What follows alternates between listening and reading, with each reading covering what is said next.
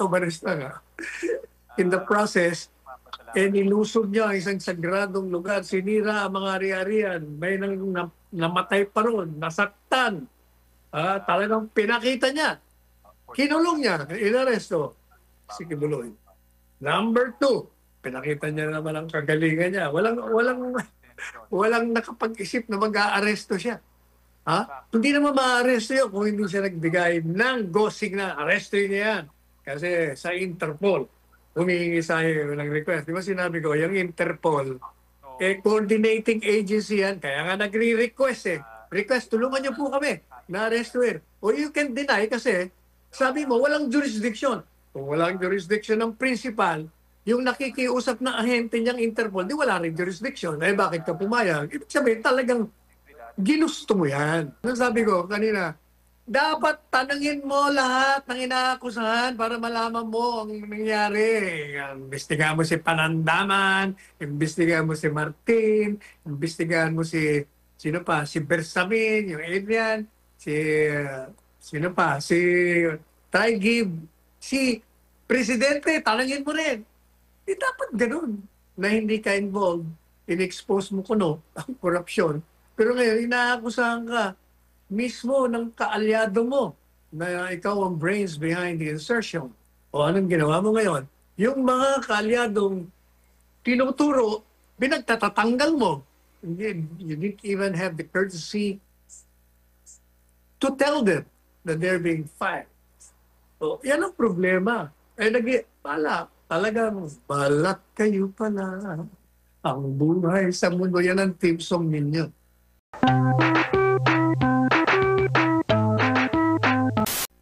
Unang-una, yung mga kasama mo reporters, hindi nagtanong yung pinaka-importanting tanong. Ano ang dapat na tinanong nila? Dapat tinanong nila, Ma'am, bakit kayo nag-announce na wala pa naman palang resignation? Ayun. 2:00 ng hapon kayo nag-announce, Lunes, hindi naman pala totoo na may letter of resignation. Dapat doon ang concentration nyo. Kasi sagot niya, kung ano lang ho, in-announce na kung ano lang pinasabi sa kanya, ang ginawa ko. Di ibig sabihin, dapat by this time, alam mo na nagsinungaling ka. Anong gagawin mo ngayon? Dahil binigyan ka ng isang impormasyon na mali na ibinigay mo naman sa madlang people. Anong gagawin mo?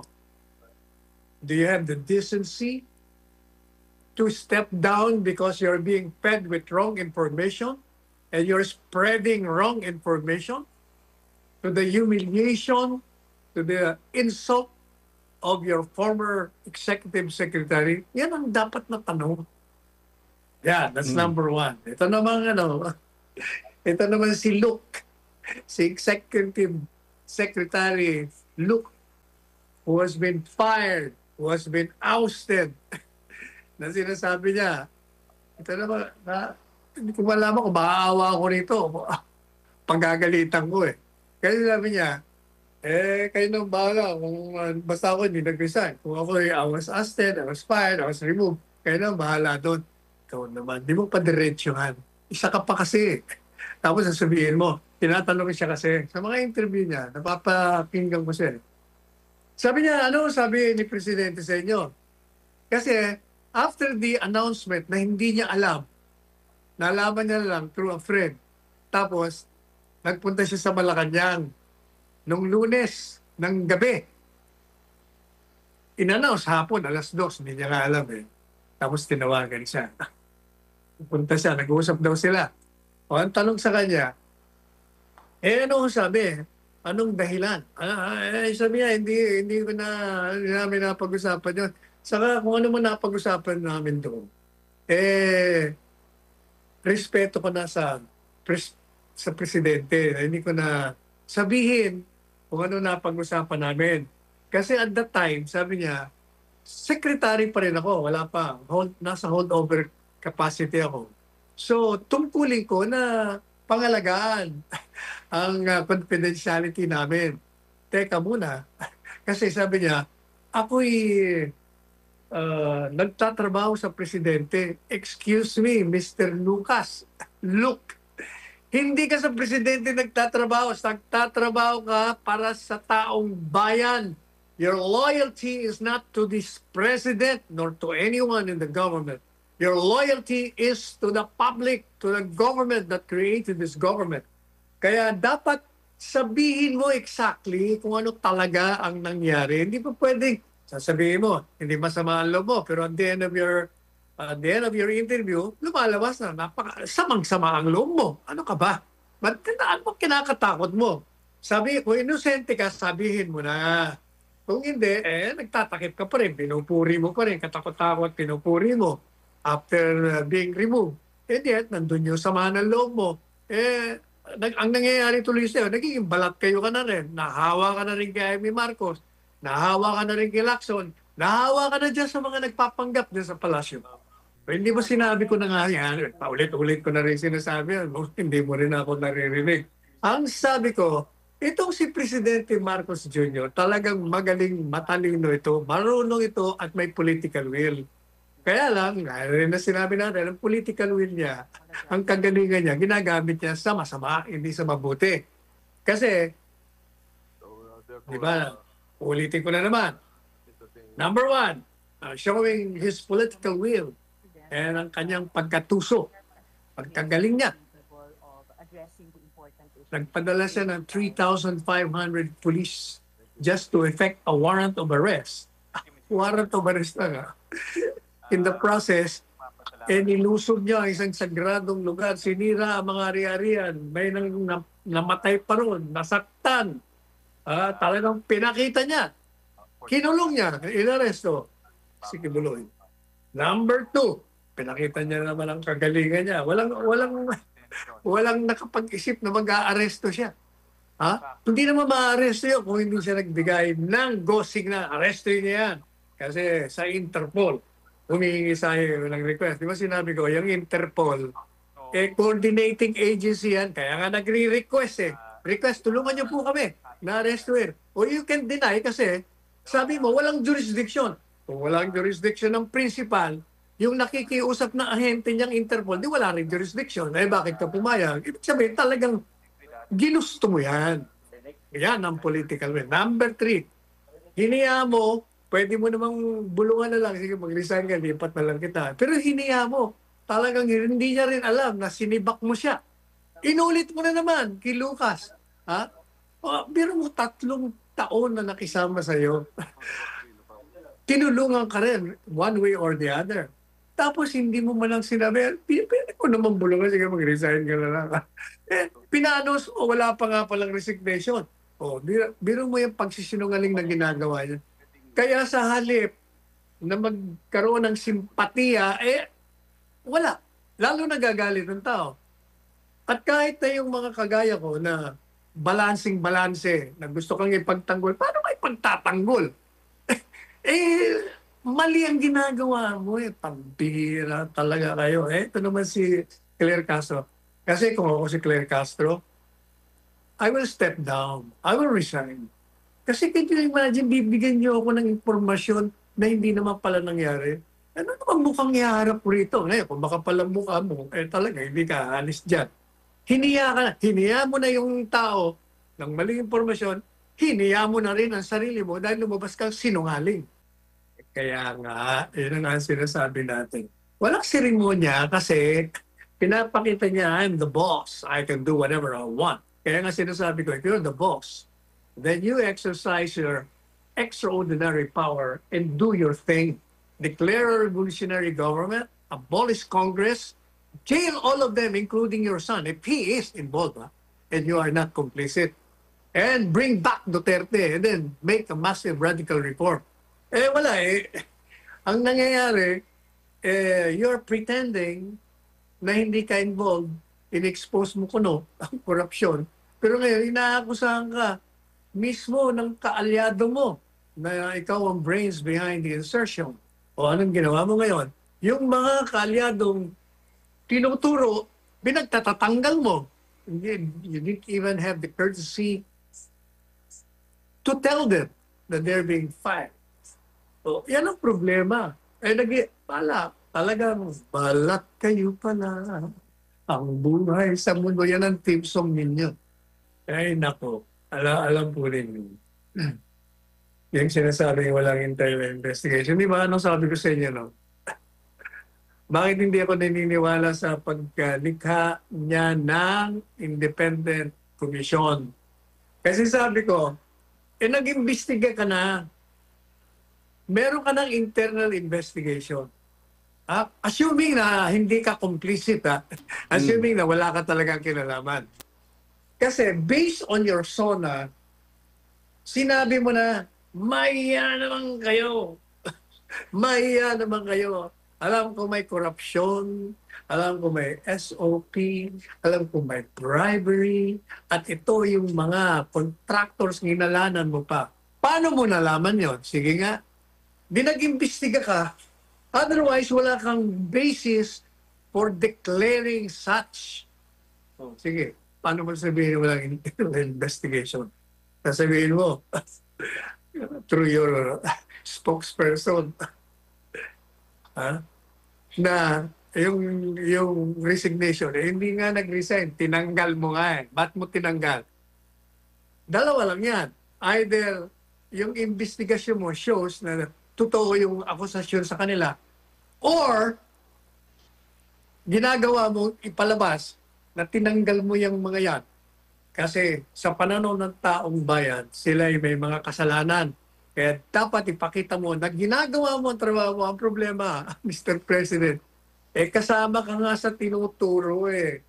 So kung you're acting on the basis of the perception of the people and the demand for you to remove officials who are involved in corruption, and you're doing that because they have been pointed to as plotters of the corruption, kasama ka nga doon sa pinapoint to. So following your logic, kasama ka dapat na umalis o tanggalin ang sarili mo.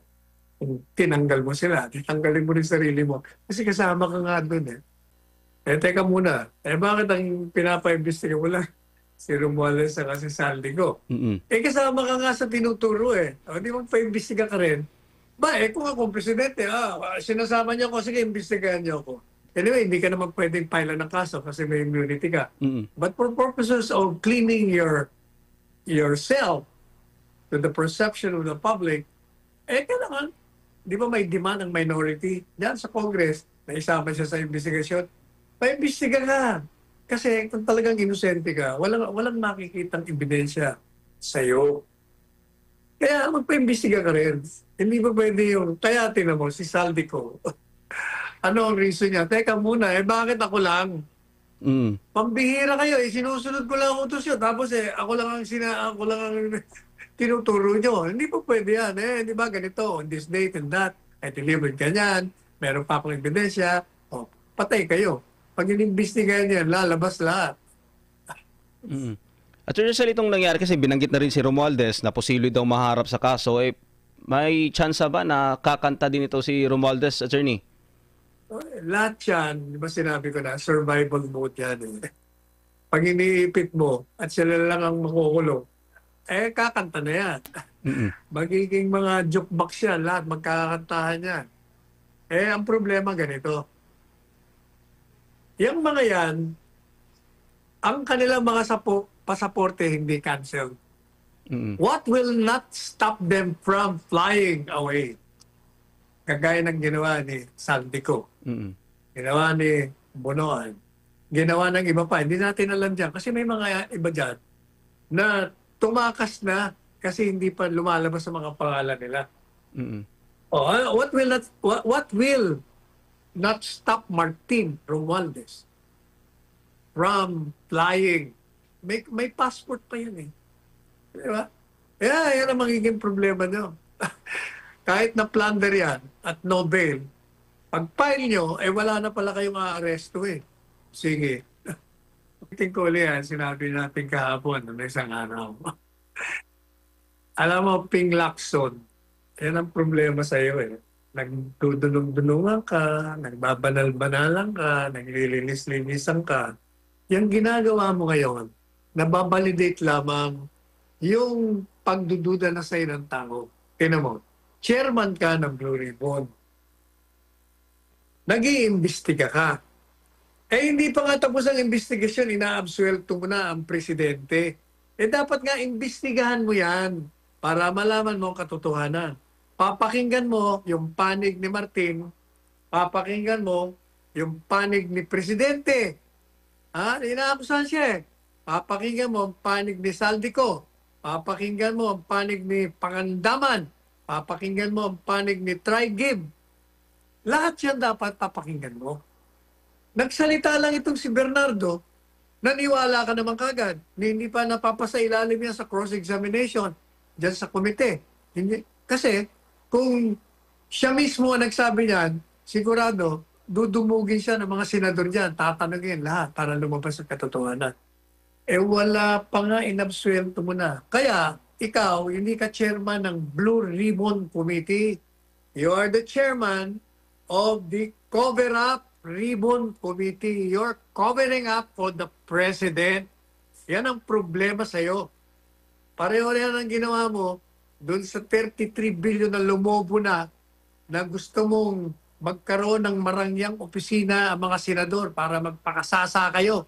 Yung pera ng bayan na dapat gugulin sa serbisyo publiko, pera ng bayan na dapat itayo ng mga school buildings, itayo ng mga ospital, ng mga roads. Ayun, gusto mo marangya ang senador o opisina na maganda, napakaganda, 33 billion.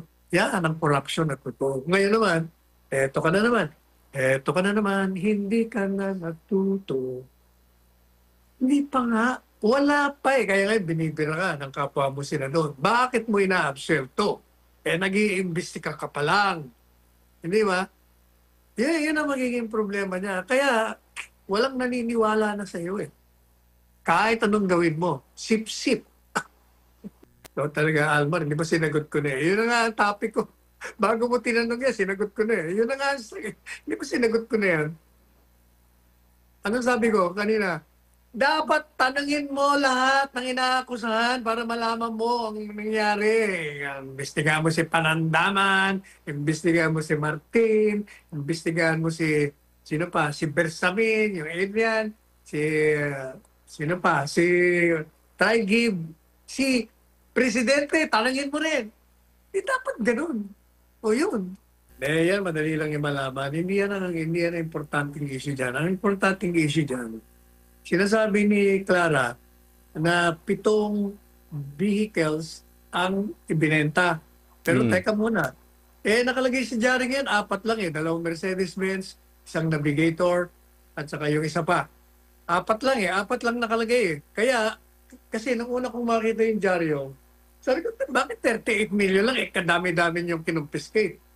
Pero nung makita ko, yung 2 Mercedes-Benz, 15 million na bawat isa. So meron ka na kagad 30. Yung Navigator parang 7 million something. O di ba 36 ka na. Yung isa pa nga. Kaya mali yung ano eh, mali na naman yung sinasabi ni Claire na 7 vehicles. Siguro 7 vehicles ang for auction pero so far ang nabenta pa lang ay 4. At yan namang perang yan dahil merong bidding, may proseso yan, talagang pupunta yan sa National Treasury. Eh, alam niyo, depende yan. Lahat tayo, lahat ng mga nagmamahal kay Presidente Duterte at lahat ng mga right-thinking Filipinos na nagre-react for a government to be sending one of its citizens and a president, former president of that, to a foreign country to be tried with alleged crimes committed in this country. Eh, yung mga matitino, alam nila na mali yun.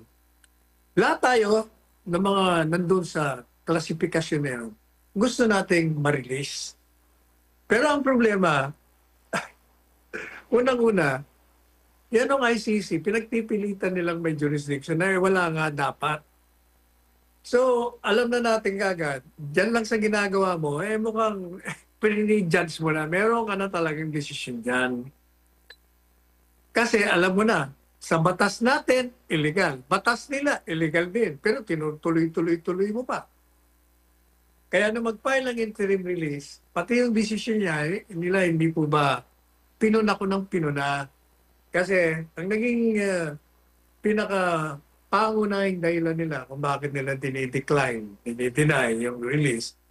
Kasi raw, ang pangunahin naman daw reason for the interim release ay yung kanyang kondisyon. Hindi naman daw napatunayan na yung kanyang kalusugan nasa panganib at lalong malalala kung itutuloy mo ang trial. Kaya interim release. Maliban pa doon sa pinag-question nila yung jurisdiction. Pero ang sabi natin, teka muna, bakit naman kailangan ang akusado magproba kung malusog siya o hindi? Wala naman siyang access. Wala siyang access sa mga medical experts. Nakakulong eh. Wala siyang access. Hindi nga mabisita ng common law wife. Wala siyang access doon sa mga medical equipments. Kayo yung meron. Si Presidente Duterte is detained under controlled environment. Who controls it? Kayo. So kayo dapat ang magpa-examine sa kanya. Bigyan nyo ng eksaminasyon. After nagsalita tayo ng ganyan, whether narinig tayo o hindi, o na-realize nila, they appointed 3 examiners, medical examiners, para tingnan si Presidente Duterte. Di mabuti naman ka kung ngayon nyo lang ginawa after kayo mag-decide. Kasi nag-file ng motion for reconsideration, nag-appeal. Tapos yung isa sa mga in-appoint nila, nag-comment yata negative, tinanggal. Okay lang, okay, tinanggal. Mabuti naman. Kaya ngayon, yung 3 in-examine ng Presidente Duterte.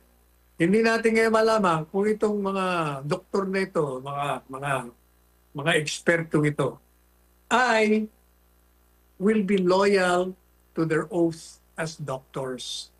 Kung sasabihin nila ang totoo o hindi. Kaya nga sinasabi ko, depende yan. Kung ang ICC at mukha naman ang direksyon papunta dyan, talagang gusto nilang i-convict itong mama. Talagang yan ang talagang target nila. Kaya yung denial, most likely ayaw nating mangyari, hindi tayo magtataka kung i-deny at itutuloy ang trial. Pero sabi nga, hope springs eternal. Wala namang mawawala kung umasa tayong ma-release. Baka magkaroon ng milagro na ma-release. Baka somehow divine enlightenment strikes these judges. Pero hindi ko rin alam. Teka muna, kasi di ba nag-file ng MR? Sabi natin, yung MR mo kasi, batay doon sa una mong motion for interim release, nag-concentrate ka lang doon sa yung kalusugan niya at saka yung kini-question mo na nag-imbestiga kayo matapos umangklas ang bansa kaya wala kayong jurisdiction. And sabi natin, kulang yung grounds mo, dagdagan mo pa. Unang-una, sabihin mo sa kanila, wala kayong jurisdiction mulat sa poll kasi nga sa ating batas, nire-require, minamandato na anumang batas bago mo tanggalan ng kalayaan, ng buhay, ng ari-arian, dapat ipasailalim mo sa due process. At ang due process requires, kaya ipinasok sa Codigo Civil na walang batas na ipatutupad, walang batas na magiging epektibo, walang batas na may lakas. Kung hindi mo ilalathala yan sa official gazette o sa isang newspaper of general circulation ng 3 beses, yung 2 kalakaran na yun, hindi na-publish sa official gazette, hindi rin na-publish sa newspaper. Kaya, walang epekto, walang force and effect. Yan ang sabi ko, dagdag nyo yan. Yan ang problema kasi kako sa inyo, mga abogadong dayuhan. Hindi kayo nagkukonsulta sa abogado rito sa Pilipinas. Yung malalapit kay Presidente Duterte, yung mga miyembro ng kabinete niyang mga abogado, sinusolo nyo, and you rely on the President's ability to recall, to reconstruct the events that transpired during his presidency. Sabi mo nga, may cognitive problem ka, o hindi lalo na, hindi niya maalala. Kaya dapat, Hindi ka ng payo. Wala, sinosolo nyo. Nitsapwera nyo kasi yung mga abogado dito. Kaya yan ang nangyari. Sabi ko, pangalawa, dagdagan nyo pa. Anong idadagdag nyo? Ang ground nyo, kasi ang nagiging dahilan ng ICC, teka muna, nag-imbestiga naman ho kami Inumpisa namin yun, miyembro pa kami. Kaya yung investigasyon namin, kasama yon doon sa preliminary investigation na under obligation kayo sumunod kahit na kayo umaklas. Sabi ko, teka muna. Yung iniimbestigahan nyo, hindi naman tungkol sa krimen na inaakusa sa kanya. Ang preliminary examination ay hindi kasama sa preliminary investigation. Ang preliminary examination ay isang determinasyon kung pwede kayong pumasok sa amin. Kasi under the Rome Statute, yung batas nyo, makakapasok lang kayo sa isang bansa. Usigin ang mga nag-commit ng crimes against humanity kung walang kakayahan na usigin ang mga inaakusahan nagkamit ng krimen. O kaya naman, kung may kakayahan, hindi nila ginagawa kasi sila mismo yung mga salarin. Yun ang pinag-aaralan nyo. In fact, nagkadibate kayo dyan sa Office of the Solicitor General, kinokontra nga kayo. Yun ang preliminary examination, hindi kasama doon kaya hindi po pwedeng applicable yung Article 29, Paragraph 2 of your Rome Statute. Makulit pero ibig lang naman sabihin, itong dalawang sinabi ko, dapat isinama yon ng defense. And at the same time, ibig rin nung sabihin, talagang kahit na yun ang batas nila, hindi nila sinusunod. Kasi talagang gusto nilang litisin at i-convict ang Presidente Duterte. That is the reason why kami yung abogado ni Kitty, ng aking anak na si Paulo, nagpalo kami ng petition for writ of habeas corpus na 8 buwan na hindi pa na-aksyonan ng Korte Suprema. Kaya nung isang araw, naghain kami ng urgent motion to resolve. Kasi ang sabi namin, wag na po kayong maghintay na luluba ang kalagayan ng Presidente Duterte doon. O sana hindi naman mangyari, wag na kayong maghintay na mamatay siya doon. Pangatlo, wag na rin po kayo maghintay na gagawin na naman ng gobyerno ito yung ginawa nila kay Presidente Duterte, kibato.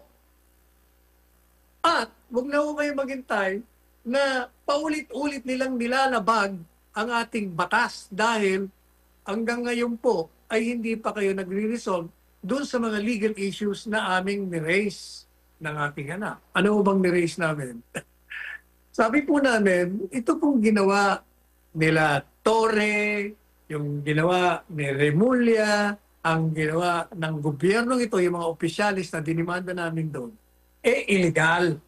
Since illegal po ito, sa ilalim ng saligang batas, kayo naman po ay binigyan ng kapangyarihan na ideklarang illegal at parusahan. At kung dyan sa writ of habeas corpus, na sabi nga ng anak kong si Atty. Paulo, ang habeas corpus, yan ay remedyo na kailangan madali, immediately meron kang resolution. Pero 8 buwan na po, ay wala pa akong resolution. Hindi po, kaya kasi, alam mo Almat, sinasabi ng mga abogado nun, nung ipipile ko yung habeas corpus, yung pinapile namin ni Atty. Paulo, wala na jurisdiction, ang Supreme Court, nasa ICC na.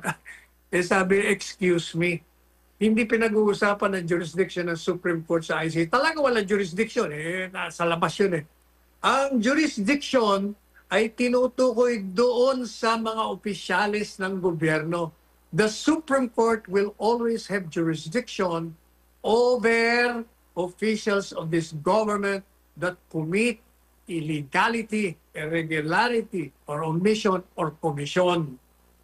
At meron siyang kapangyarihan na manduhan na ibalik mo yung taong nilabag mo, ang karapatan mo, ibalik mo rito sa Pilipinas kahit saan siya nagpunta. Kasi yung illegality mo, yung kasamaang ginawa mo, ay sinusundan ka ng batas ng Pilipinas. Hindi po pwede na ang excuse mo, wala na yung tao dito, kaya wala ka ng jurisdiction. At nagpakita ko kami dyan sa aming urgent motion to resolve. Number 1, meron na hong jurisprudence dyan Sa Pilipinas, meron. Yung Villavicencio versus Lucban, kung saan 120 tinatawag nilang prostitute na tinapo nila sa Davao. Ang ginawa ng 120, nag-file ng habeas corpus. Sabi nila, Sir, Your Honors, tinapuno kami sa Davao. Kailangan po ibalik kami. Walang due process ang ginawa sa amin. Anong sabi ng Solicitor General? Yung gobyerno ang nagtanggol. Ay, hindi. Wala na yung habeas corpus mo. Wala na kayo dito eh. Umalis na kayo. Ano sabi ng Supreme Court natin? Ay, hindi. Hindi po pwede yung depensa mo. Kasi yung mga nagrireklamo ay nilabag nyo ang kanilang karapatan. Kahit na itago niyo yan sa ibang bansa o sa ibang probinsya, may jurisdiction kami dito sa hukuman. That's number one. Number two, di ba, paulit-ulit ko na sinasabi sa programa ko, doon sa administrasyon ni Trump, meron din silang pinatapon na immigrant. Dahil di ba, may stricto sila ngayon sa pagpasok. Ay sabi niya, ikaw, immigrant, pumasok ka rito, illegal. Kaya deport ka, dineport ko kaagad. So nag-file ng habeas corpus. Humihingi yung mga abogado ng Mexican, si Garcia, balik niyo ako rito. Illegal ang ginawa nito sa akin. Sabi naman ng Solicitor General o kung sino man ang abogado ng gobyerno sa Estados Unidos, sabi nila, hindi. Wala na jurisdiction ng hukuman. Wala na rito yung petitioner eh. Nandun na sa ibang bansa. O ano sabi ng US Supreme Court? Hindi. Kahit na wala na yan dito, at saka kahit na yung dayuhan na nandito, na pinalayas nyo ng karaka-raka, ng walang due process, sundin nyo yung batas natin dito. Ibalik nyo yan dito. Yun ang mga sinabi namin sa Korte Suprema. Nagdagdag pa. Ano pang dinagdag? Yun ang matagal ko na rin sinasabi sa inyo. Sabi ko yan si Tebes, nag-extradition tayo, nag-file tayo ng extradition sa Timor-Leste. Kasi nga may mga kaso rito. Sabi natin, nagtago sa Timor-Leste. Kailangan nun namin yan, balik nyo rito. May extradition treaty tayo dalawa. Ang sabi ng korte doon, hindi namin babalik sa inyo. Sabi ng gobyerno ron, kasi nanganganib ang buhay niya. Kaya hindi namin bibigay. Nag-file ng appeal. Talo na naman sila. Ang tanong ko sa inyo, talo na sila doon, bakit na ibalik ng gobyerno? Bakit na ibalik ni Marcos si Tebes dito ngayon? Nakakulong yan. Madali sabi, gaya ng palagi kong sinasabi sa programang ito, pati sa artikulo ko sa The Manila Times, if this government wants Duterte to be returned to this country, it can if it wants, kung gusto. Yan. So, yan o ang kalakaran ngayon. Will he be given the order to be released? Yung interim release na sinasabi on November 28 daw, meron na silang desisyon. Ako gustuin ko man sana. Pero sa ganyang kalakaran ng mga binanggit ko sa inyo, malabo. Pero sabi mo miracle happens sa pagdasal natin. Puno nyo, yung mga nanonood sa inyo, nakikinig, Diyon nyo makikita na itong presidente ito hindi magnanakaw, hindi kurap. Tingnan nyo magkano ka mo ang kanyang inumpisa bilang presidente? Ilan ang kanyang net income noong 2016? Noong 2016, attorney, nasa 13.200. Yan ang dagdag. Ang tinatanong ko ang kanyang dineclare noong 2016. Mga lang yun, magkano? 26, 27 million. 24.80 million pesos. 24 million. Yun lang ang kanyang net income. After 6 years, 13 milyones lang ang naidagdag. Dahil yung mga pagbenta ng mga properties, in other words, mga ordinaryong pagdagdag. Ayaw ko, Almar, kung alam mo, kung ilan ang in-increase ni Presidente Marcos Jr. mula nung siya'y naupo 3 years ago. Alam mo ba kung ilan? Ilan po? Binalita dyan sa inyo. Billions yata yun, attorney, kung hindi ako nagkakamali. I-review mo. Kasi kung hindi ako nagkakamali, naalala ko, parang mahigit sa 200 million pesos, baka 300. Kita mo, ikumpara mo, Sa 3 taon ni Presidente Duterte, 13 million lang ang dinagdag. Itong isa, itong Presidente, in 3 years, 100 milyon, more than 200 million ang idinagdag sa kanyang income. O sige nga, paliwanag nyo nga yan. Pagkatapos sabi ni Trilling, meron milyon-milyon. Puro naman pay. Ha? Pero kasi nga pinaninirahan, sinisirahan. Pero alam po ninyo, sa sobrang paninira ng Presidente Duterte, maraming nabubola, maraming naniniwala dyan. Ha? Pati yung matatalinong tao, pati mga pinsang ko na matatalino, napapaniwala eh. Yan ang problema. Ha? Kasi kahit matalino ka, if you're not using your common sense, sentido common lang yan, kailangan malaman mo. Doon lang makikita mo, 13 million ang increase for 6 years. Yung isa naman 200 to 300 million ang increase. O sige. Mami. Ganun lang kasimple yun. Hindi corrupt kasi. Talagang dapat imbestigahan lahat. Basta public official ka, pag mayroong corruption, may demanda, may ebidensya, imbestigahan. Usigin. Kaya natin ng puman. Lahat yan, walang exception. At si Inday Sara, sinabi niya, pag demanda kayo, demanda niyo, kung may ebidensya kayo, sinisiraan niyo ako eh. Samantala, Attorney Sai, kay Thelma mula sa YouTube, baka mas masahol pa mga ikakaso kay Boying, di lang niya maamin. Si Boying, pag seseryosohin ang ungkatan, mas una pang makukulong. Sana din magsalita na ang mga Duterte. Marami ang makukulong, 3 kasi ang oposisyon, attorney, mga pink, mga yellow, dapat ang panawagan ay imbisigahan talaga si Romualdez at Marcos. Yun ang tutukan, attorney. Ang mga Pilipino naiiyak na sa sobrang kawalan ng pag-asa, attorney. Sana, attorney, mahihiya pa mga magnanakaw. Kawawa naman ang Pilipinas. Ay, hindi dapat iiyak sa kawalan ng pag-asa. Dapat lumabas kayo sa kalye. Hindi po pwede yan. Lumabas po tayo sa kalye ng mapayapa at iparamdam natin sa gobyerno. Alam po niyo, maganda yung nangyari ng mga nakaraan. Nandun yung mga 2 milyon doon sa Luneta, 2 araw. Nandyan sa EDSA Shrine, nandyan sa Liwasang Bonifacio. Pero tumigil na naman kayo. Hindi po pwede tayo tumigil. Kailangan regular, gaya ng ginawa namin. Kami took us 21 years bago nagkaroon ng EDSA Revolution. Itong KIERAP, it took them 2 years also bago nagkaroon ng People Power 2. Ngayon pa lang lumalabas Kaya dagdagan nyo pa, labas lang kayo ng labas. Talagang malawak palagi. Kung hindi, wala. Sasabihin, wala na naman ang ingay. Kaya happy na naman sila. Sabi nga ni Johnny Ponce Enrile, happy ako, sabi niya. Alam nyo, kailangan talagang consistent tayo. Hindi ko pwedeng puro text, puro social media, puro telepono, puro group chat, puro family chat.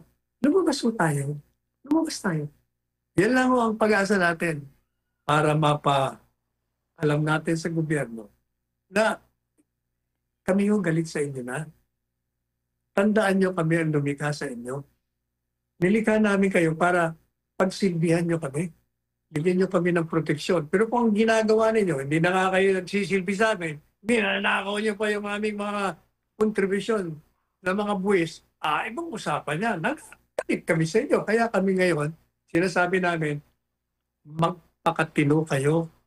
Kayong mga may hawak na kapangyarihan, usigin nyo, ipakulong nyo lahat. Kung hindi, kung yung mismong namumuno ay siya ang utak, gaya ng sinasabi ng Saldico at kung sino-sino pa, ibang usapan niya.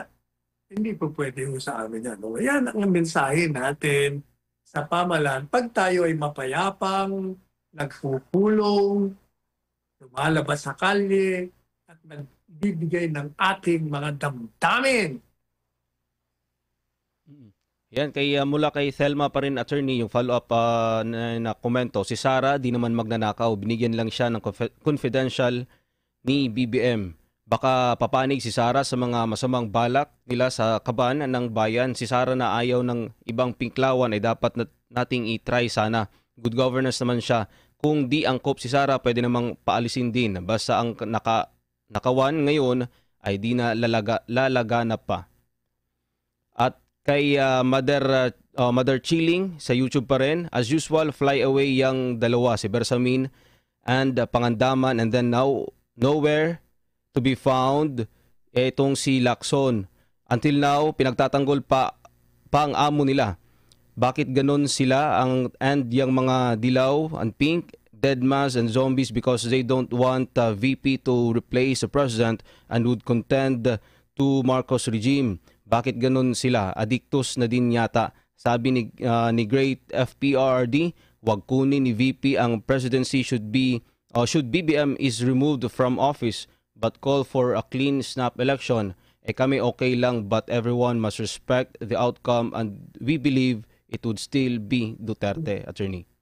Alam po ninyo, alam mo ang problema sa inyo, alam mo yung sa mga tinatinan ko mga social gatherings, whether sa wakes, weddings, sa birthday, ordinary mga pagpupulong-pulong, sa mga kape-kape dyan, ang talagang nagiging universal belief. Tayong mga Pilipino, hindi na natuto. Yung mga politiko rin natin, hindi na natuto sa aral ng kasaysayan.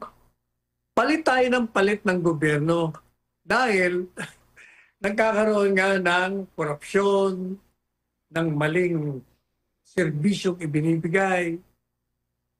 Ang paghihirap ng taong bayan ay naririyan pa rin. Ang kriminalidad nandiyan pa rin. Kaya nagkakaroon ng pagpalit. Yung pinalit natin, nako, ganun din, masahol pa kuminsan, o lalo na ngayon. Nagkaroon tayo ng bago, kung titingnan mo ang kalakaran, ang mga akusasyon, ang mga ebidensya, mga resource persons lahat, tinuturo kung sino-sino. Pagkatapos naman itong sa Senado, sa Kongreso, nagtatakip naman. Kanya-kanyang taki pa naman. Eto na naman, kaya heto na naman tayo. Heto na naman, hindi na natuto. Madalit sabi, we are again on the verge of regime change.